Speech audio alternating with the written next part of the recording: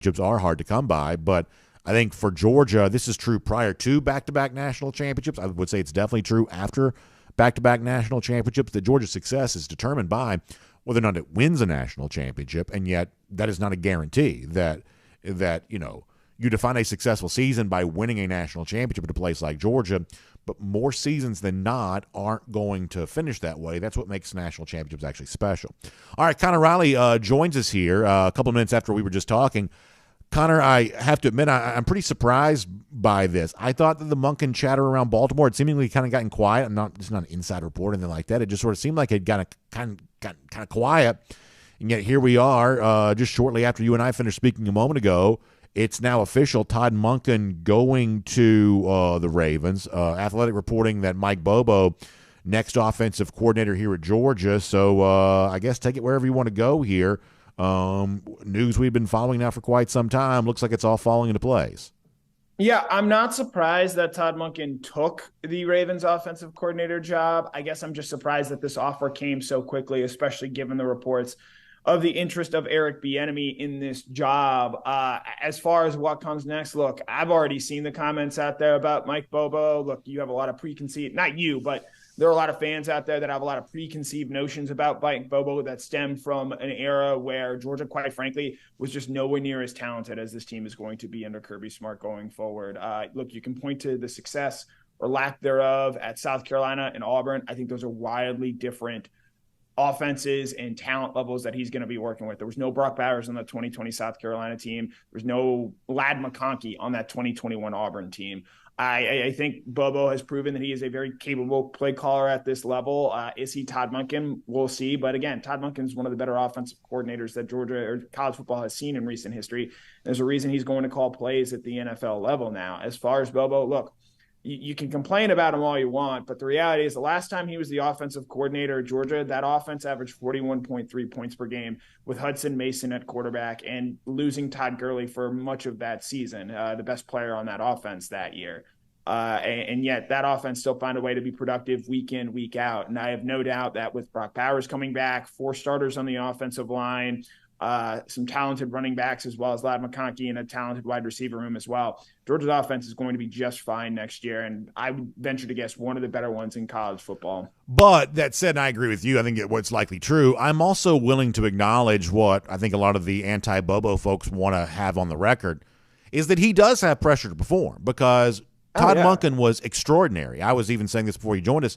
The 21-22 were obviously back-to-back national championship years. I thought that Monken's offense in 2020 was actually pretty good. 2 different quarterbacks, playing an SEC-only schedule, very weird type of year. I thought Monken was actually a pretty good offensive coordinator for Georgia in 2020 there as well, and we all know my feelings on the 2019 situation prior to that. I think the Georgia offense was just bad. It was just a bad offense. So you had a bad coordinator in place in 2019. You greatly upgraded that in 2020. It eventually resulted in 2 national championships. Now it's Mike Bobo being hired as the replacement because of how high Todd Monken has set the bar. That does put more pressure now on Bobo to perform because of that.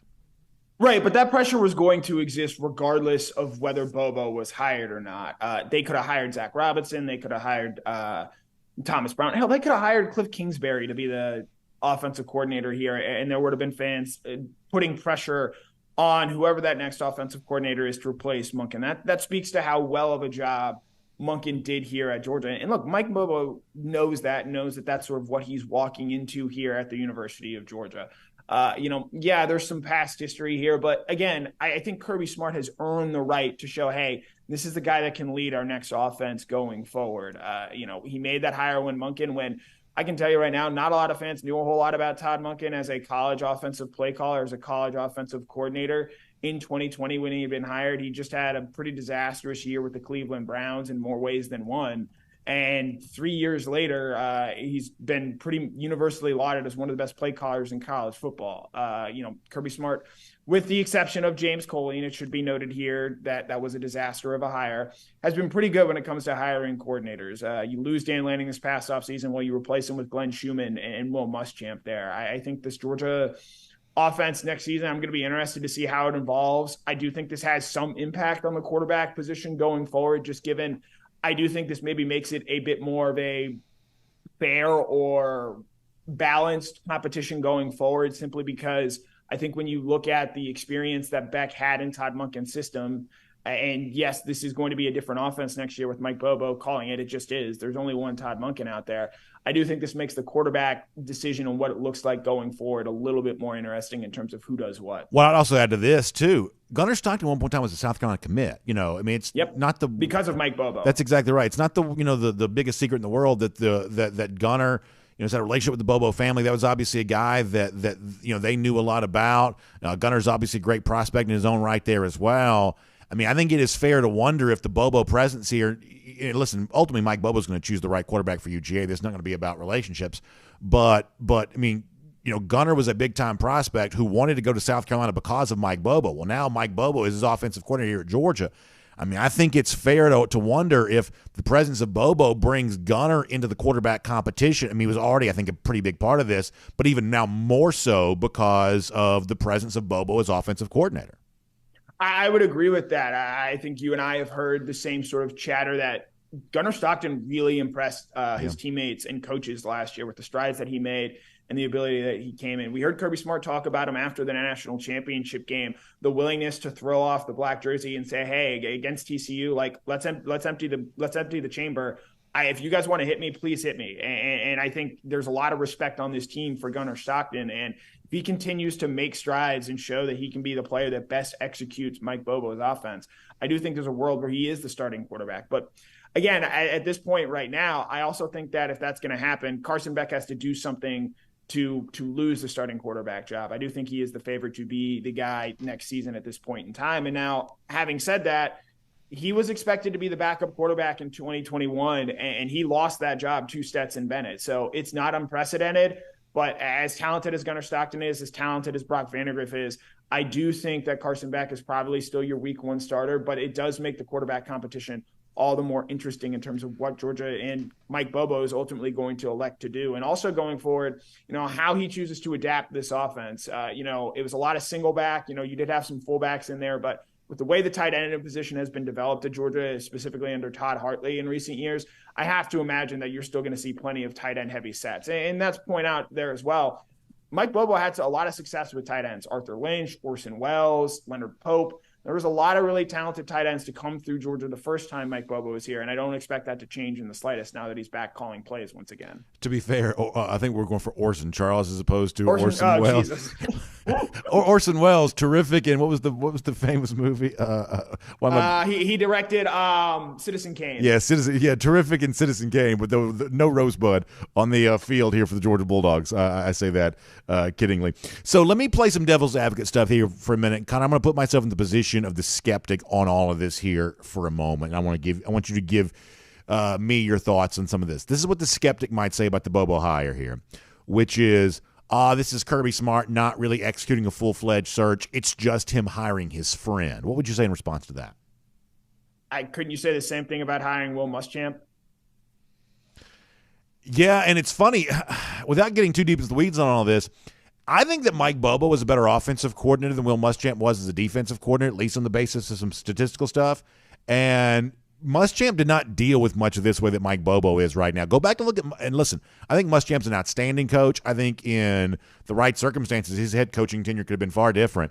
But go back and look at his last year's DC for Auburn. It was not great, and yet he didn't seemingly deal with anywhere near as much as what Mike Bobo is sort of dealing with right now. Right, and to counter that, look, because of the fact that Kirby is much more involved on defense, you can understand that level of skepticism there. But what button has Kirby Smart not pushed that would lead you to believe that he's now no longer interested in winning titles? Like, the goal is still to win a national championship every year at Georgia, and he's raised that bar. He understands that better than anyone. He's the guy that set the championship level standard at Georgia. And so I am willing to give Kirby Smart the benefit of the doubt that if he believes Mike Bobo is the best coach for this job, he probably is. And again, there is something to be said. There's a lot of talent on this team next season. And, not much. I don't think they needed to go outside and bring in a new hire and overhaul an offense. Mike Bobo was with this team last year. I do think that does help a little bit. He's seen this quarterback room. He's worked with these guys there as well. He's been a part of this championship culture. We hear so many different players say, hey, Georgia, it's not for everyone Georgia pretty clearly is for Mike Bobo, and I think he's going to fit in well here on this staff. And you heard Kirby Smart talk so much this past year, and this shouldn't be lost, about the connectivity with this staff, about how these guys all fit and mesh together and how special it was. And that was having to replace 4 on-field assistants from last year. Well, Mike Bobo, I think, is an extension of that coaching staff and what Georgia brings in. And so because of that familiarity, I think this is Kirby Smart only further doubling down on Georgia's culture, which I think you and I will both sit here and readily admit is the biggest reason they're the best team in college football right now. Their culture is different from Alabama. It's different from Ohio State, and that's why they've been able to win the last 2 national championships. No, I think that's right. I think it's absolutely right. Here's another sort of devil's advocate question. Why not consider Buster Faulkner, a guy that had been here, had been offensive coordinator at Southern Miss, allowed to leave to go to Georgia Tech, and seemingly not a real strong consideration here for this? Should Georgia have looked more closely at Faulkner? What has Buster, and again, I think Buster Faulkner is going to be a very good coach, was a huge asset to this Georgia program. But what has Buster Faulkner shown you as an offensive coordinator and a play caller that would indicate that he is better equipped to do it at Georgia than Mike Bobo? You can point to his Southern Miss offenses. I guess he was an offensive coordinator at Middle Tennessee State as well. I just think Mike Bobo understands the pressure that comes with this job and knows what he's walking into. Mm-hmm. And because of that, again, I think Buster's going to be a very good offensive coordinator. But the fact that he chose to leave when he did, I think sort of indicated that this may have been in the works for quite some time and that Bobo was always going to be the perceived number 1 guy to get this job. Yeah, I think Buster just needs more experience. I think he's probably a pretty sharp guy, and he seemed to be a pretty good impact on some of Georgia's recruiting efforts, and I think that Stetson Bennett really liked him, but he's also a very young guy and has just not had enough experience as of yet, and I hope at Georgia Tech he gets that, and maybe it could be on Georgia's radar in the future. And then maybe the biggest sort of like devil's advocate style question of all, hey, this is the Georgia offensive coordinator job. Why not go out and just get the biggest name available and say, hey, come here and run the Georgia offense? Why not just do that? I think if you've looked around and paid attention, Georgia's not the first marquee program to hire a new offensive coordinator this cycle. Alabama had to go get Tommy Rees, which I think you and I would both agree is not necessarily a big name and was met with certainly plenty of skepticism when that hire was made. Do you know who Miami just hired as their offensive coordinator? This is just coming out since you've been on the air, so you probably don't. I don't know. They're hiring Shannon Dawson to be their offensive coordinator there, who was not very well liked in previous stops as an offensive coordinator. Notre Dame can't find the money somehow to buy out Andy Ludwig, the Utah offensive coordinator. There right now is not a strong market for offensive coordinators and offensive play callers in college football. And so this idea that there's some magical big name out there, that's not based on what we've seen in the hiring cycle for this year. And sure, there are maybe other guys you could throw out there. Brian Johnson, the Eagles quarterback coach, is a name that maybe I thought should have gotten some consideration.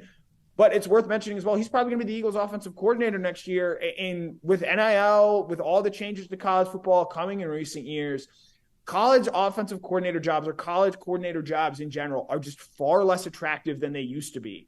And I actually think with some of the success that we've seen with position coaches, Sam Pittman going off at Ogeron, though obviously that didn't work out in the long run. I think you've seen that, Charles Huff, an example, who's now at Marshall, who's done a really good job there, who was the Alabama running backs coach before. You don't necessarily need to be an offensive coordinator to get that next big head coaching job. And because of that, I think these offensive coordinator jobs at a pressure cooker place like a Georgia, like an Alabama, just make it harder than ever to really have and find success in that job. And it's, I think, far less attractive than I think most common fans would think to do so. Bill O'Brien had a top 6 offense last year in just about every metric, and Alabama fans were thrilled that he left to become the New England Patriots offensive coordinator. I think that just speaks to where the difficulty of being an offensive coordinator at this point in time lies. Yeah, the street logic is that O'Brien got fired. And even though he left to go be Patriots offensive coordinator, the general thought is he got fired because he wasn't good enough. It gives you an idea of the pressure that exists here. And I want to kind of dive into this a little bit more, and we can start wrapping up after this, but your point about, who is really out there, this is something I can't kind of keep coming back to over and over again. I want to give you a couple other names that you kind of didn't mention. One of the guys that apparently Alabama had some interest in, who had no interest in Alabama, was Joe Moorhead, the Akron coach. He's not going to stay at Akron, But Connor, Joe Moorhead, I would say, was a failure in his last offensive coordinator stint at Oregon. That offense didn't get any better with Moorhead at the helm. And if Moorhead's like this big name that you're kind of going after here, I don't think Moorhead is an upgrade over what I believe that Mike Bobo brings to the table, and that's one of the big names that was out there, the Akron head coach. I'd say the same thing a little bit about a guy like, say, Jeff Lebby at Oklahoma. That was the guy that, hey, if you went out and stole an offensive coordinator candidate, Lebby was the one you could steal. But, Connor, I don't want Georgia to play that fast. I don't want the Josh Heupel offense here. I think the Heupel offense is working okay for Tennessee, but I don't want wide receivers on the other side of the numbers. I don't want to necessarily play that fast. That's a candidate of a guy you could have brought in that I'm just not quite so sure is a great fit for Georgia. You have to think about that. And then finally, I'll give you this, is that, go steal somebody from the NFL. Well, that's what Kentucky thought they were doing a year ago with Rich Scangarello, who I believe was quarterbacks coach at San Francisco as a replacement for Liam Cohen. Scangarello was a total failure here just because you have kind of the sexy title in the NFL working for what I think of as kind of a sharp coach in Kyle Shanahan. It doesn't mean it translates to the college level. In the case of Scangarello, it didn't for Kentucky. Even by their standards, he was a failure. So those are some of the names that I sort of think of when you point out the fact that if you were looking for the big name replacement for Todd Monken, I'm just not sure who the big name would have even been.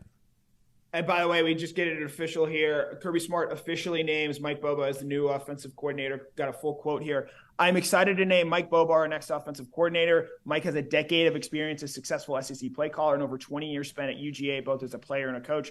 Mike was an excellent addition to our staff last year as an analyst, and we look forward to his expanded leadership on the offensive side of the ball going forward. So Georgia makes it official, hires Mike Bobo.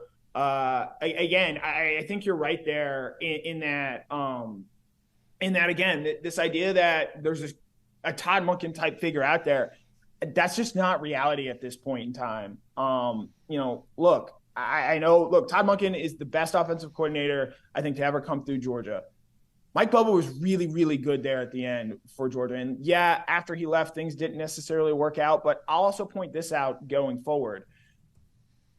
Look, coaching continuity, I think, has somewhat eaten into why Nick Saban has not been able to sustain the same level of success. Kirby Smart has won as many national championships as Nick Saban has since Smart left. And look, Glenn Schumann, I think, is going to be a future head coach, maybe as early as next season if the right job comes open. After that, you're looking at the possibility of Will Muschamp and Mike Bobo as your coordinators for the long haul. I think coaching stability is really important. And as the college football world continues to change and keep moving and going forward, I do think that having a guy like Bobo who's been around this program, who Smart is going to keep, so long as he continues to perform, and the same can be said with Will Muschamp here, I think that's a huge feather in Georgia's cap. And it's I think, a further indictment of the culture that they're trying to build and identify here and make it very clear, like, this is what we want Georgia to be on a year in, year out basis. And I think Mike Bobo only further cements that. Well, I'll also add this too, which is, and I've said this to our audience a couple of times, is that you don't ever have to worry about Kirby Smart coaching another college team. You can debate if he'd ever coach in the NFL. But the thing I think you do have to worry about a little bit if you're a Georgia fan is, how much longer does Kirby want to do this in general? He's not getting close to retirement now. He's only been on the job for a few years. But if you want to keep him here for like a Vince Dooley type tenure, if you want 20 years of Kirby Smart, you better find some easy years in that time, because Kirby Smart is just one of those guys that's sort of famous for burning the candle at both ends. That may be what a Muschamp Bobo era looks like for him. It's a little bit of an easier year. I'm happy. I'm working with close friends. I'm not only winning, but I'm winning with people that I genuinely like spending time with. And that may be one of those things to kind of keep the odometer a little lower on Kirby and allow him to kind of have the energy necessary to do this for 2 decades, which some people sometimes, I think, wonder if he really would want to do that for that long, knowing how hard he works. Getting a chance to work with close friends is a way to make a tough job a little easier, which maybe makes him want to do the job a little longer. I'm actually going the other way on this. I think Kirby Smart is going to coach at Georgia until he physically can't do it anymore. Okay. He does not strike me as a guy who wants to go do something else. And in fact, I think you look around at some of the guys that have gone into TV, Mac Brown in recent years, Urban Meyer, they keep wanting to come back into coaching. I just think when you're that successful, when you've won a championship, you're going to keep wanting to do this. And so I think your point there about bringing in Bobo, about bringing in Will Muschamp, about keeping Del McGee around for another year, about, just the continuity on this staff. I think that's going to make this, as you point out, a more pleasurable place to be. And really, I think long-term show what Georgia wants to be and what it envisioned. Kirby ends up being the right guy, the guy that was able to do the thing that Mark Richt very nearly could, but could not do. And I think it's just further betting down on the idea that this is the way Georgia goes about doing things. It's the atmosphere, the culture that we want to have here. And I think the hiring of Mike Bobo further cements that. Look, we've written so much about culture, about toughness these past 2 seasons and the role that played in Georgia getting to where it got to. I think that plays the biggest reason why Georgia goes out and hires Mike Bobo today. He fits that culture. He knows what it's about. He's going to make some tweaks and some changes to the way that he does things like anyone would. But he's not coming in here to overhaul things the same way that Todd Monken was when he came in 2020. And I think that's the most important thing here. Georgia's at the point right now where they didn't need to go out and hire the next Todd Monken. They needed to go out and hire a guy that's going to keep doing and building on the things that have already made Georgia successful. And that's what Mike Bobo does. All right, very, very quick. We'll let you go after this. I mentioned Kentucky a minute ago. They bring back Liam Cohen as offensive coordinator. For 2023, would you rather have Bobo or Cohen? Give me Bobo. Yes, Cohen had some success last year, but the Rams were a mess this year, and we'll see what that team looks like. High profile, higher TCU steals away Kendall Briles. Rather have Briles or Bobo? Bobo, because I don't believe that the system that Briles runs would be successful enough on a year-in, year-out basis at Georgia. Clemson hires Garrett Riley this offseason. You rather have Riley or Bobo? I would rather have Bobo, but that's more because of Kirby Smart than Dabo Swinney than necessarily anything about Garrett Riley there.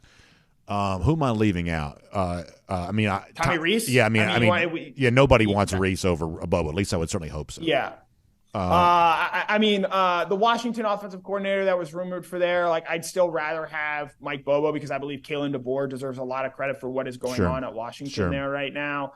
I certainly would take Mike Bobo over Shannon Dawson, who Miami just had to hire there. So, this idea that there's this great big coordinator out there, I'd be interested in seeing what a Brian Johnson-led offense would look like. Yeah. You might yelp when you hear this. Dan Mullen would be interesting, but Dan Mullen would not fit in the slight. So just not culture at all here at Georgia. That would never work. And so this idea that there's this great offensive mind out there, there's no Todd Monken right now. What we know of Todd Monken, the play caller that he ended up becoming, that guy does not exist for hire right now. That's why he's going to be the offensive coordinator and most importantly, play caller for the Baltimore Ravens next year. Well, we also have this. I'm sorry. Go finish your point. No, you finish your point. And so because that guy doesn't exist, you kind of have to go out there and invent the next Bobo or the next Monken, And I think Bobo can certainly do that for Georgia. Well, you also have this thing, speaking of inventing type stuff, where it's there used to be the John Gruden, Urban Meyer candidate where they would outwardly pretend they didn't want to coach, but deep down you knew they really did. And Connor, I think we're conditioned now to think that everybody's that way, and they're not. So let's say that Georgia fans were I don't care about Mullen's past. I don't care what a goofball he is. I don't care about anything. I just want a really good offensive coordinator here at Georgia. Obviously, I think that Mullen is a good offensive coordinator. I think he's a bad head coach, but he's a good offensive coordinator. Connor, he doesn't want to do it. He's I think made it very, very clear. He doesn't want to be a head coach again. He doesn't want to do it. And in the case of Joe Brady, who obviously I thought was a transformational figure for LSU in 2019, the sense that we get is he doesn't want any part of college football. That this is not the days in which Urban Meyer was pretending not to want to coach or John Gruden was sort of pretending not to want to coach. There's actually a crop of guys out there right now, at least when it comes to college football, they don't want to do it. And they're being honest that because of the pressure, because of the challenges maybe brought about by transfer portal and things like that it's better to live on the lake and play with your family than it is to coach in college football. And they mean it. They're sticking to their guns on this. Do I get to claim victory on our longstanding Joe Brady was more important to 2019 LSU than Joe Brady was? Yeah, I will certainly argue that the Brady performance post-2019 has not lended a whole lot of credibility to what he did there. I still think he was good in 2019. I don't have much of an explanation for what's happened in the years since then. Right, but in your larger point you're making there, again, this is a really hard job. Not everyone wants it. I think it speaks a lot about Mike Bobo. Look, he is extremely aware of the conversation surrounding him and surrounding, the idea of him as coordinator. Run the damn ball, to so to speak there. He's hyper aware of that. And the fact that he wants this job, that he was willing to step in and be the Georgia offensive coordinator again, in a time and era where you're seeing less and less coaches willing to make that grind and be a part of that.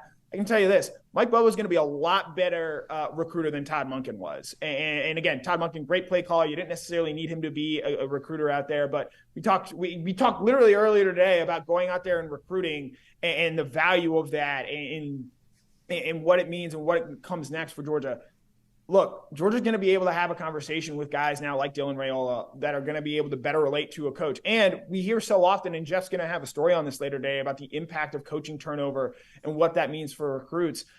With Bobo here for the long haul, I believe, I think that's only going to further help this in this idea that, hey, you're not at a place like Georgia. You're going there to get coached by Kirby Smart. You're going there to get coached by Mike Bobo, and you're going there to get coached by Will Muschamp. And that's going to be consistent throughout your entire college career. That's something that not a lot of schools can just frankly offer. And so if the Bobo hire works out and he is successful, and he does need to be successful, I'll admit that right here, the bold take that it is, you need to be a good offensive coordinator to keep a job like Georgia. I think if that's the case, that gives Georgia another feather in its cap to add. No, I think that's right. I've got a heart out here, so I'm going to give you 60 seconds. There's a guy named Hugh in the comment section who basically says that offensive recruits aren't going to come to Georgia now because it's Bobo and not Monken. Let me ask you a serious question. What recruit has Georgia won because of Todd Monken over the course of the last 3 years? I don't believe that recruit currently exists. And how many recruits over the course of time would you say that Mike Bobo, on both sides of the ball, by the way, has contributed for Georgia over the course of his tenure here? I know I know Malcolm Mitchell is one, and maybe one day we'll get to ask Kirby Smart about that, because Kirby Smart thought he was getting Malcolm Mitchell, and he was pretty upset that he did not, in fact, end up getting Malcolm Mitchell to come to Alabama. And Malcolm Mitchell was a really, really good player in his time at Georgia. Yeah, so there you go. That's all you need to know on that. So we're out of time for right now. Connor, this is outstanding stuff. I appreciate you hopping on here and kind of providing this little bit of extra stuff. We may even throw this up on the podcast feed for tomorrow because of my personal situation that I was dealing with. So that's good stuff. Connor, we'll talk to you soon. We'll obviously read everything you got there at DawgNation.com. Appreciate you being here. Yep, thanks as always. All right, y'all, we're super, super late. I have got to go. It's 10 till noon. Y'all check out RS Andrews online, rsandrews.com, air conditioning, heating, plumbing, and electric. They got you covered on all of that.